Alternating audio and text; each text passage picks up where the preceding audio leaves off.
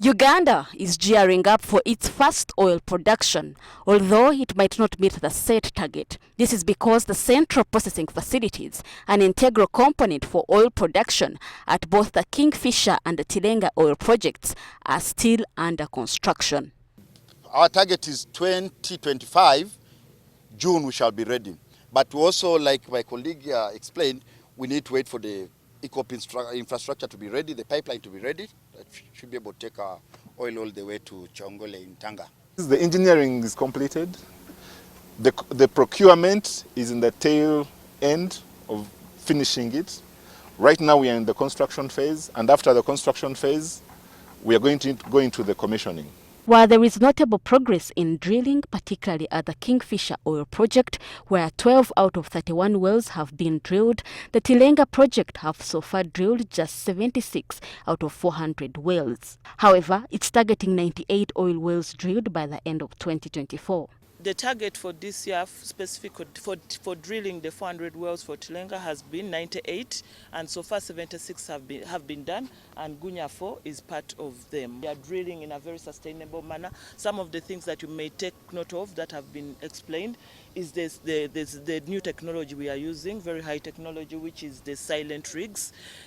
Ordinarily, you'd be hearing a lot of noise going on here, which is not good either for the surrounding environments or the biodiversity. At the moment, I've mentioned that Pad 1 will have 6 wells.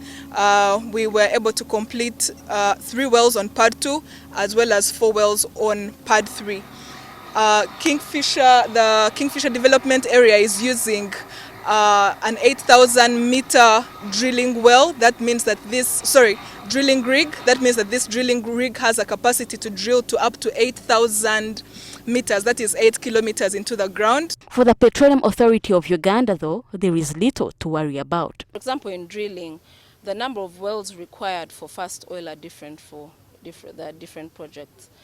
For Total, I think they need about 120 or thereabout for them to start. So you don't need all the 400 wells to start producing. Likewise, even in Kingfisher, they don't need all the 31 wells to start producing.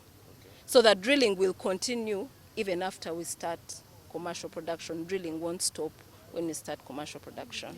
Uganda has adopted a two-pronged strategy: export crude oil while also refining some locally with a proposed 60,000 barrel per day oil refinery. We're still discussing with the partner. They came and visited this week. They were here. So more discussions with the government of Uganda, Petroleum Authority and Ministry of Energy is being held at national level. When those agreements are done, we start we get into groundwork, because at least as far as refinery is concerned, we did ESIA.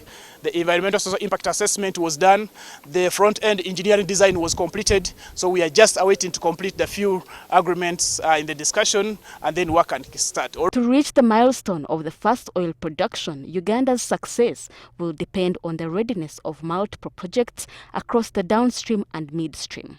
These include the Kingfisher and Tilenga oil development, the oil refinery, and the East African crude oil pipeline project. Ronah Nahabwe, NTV Business.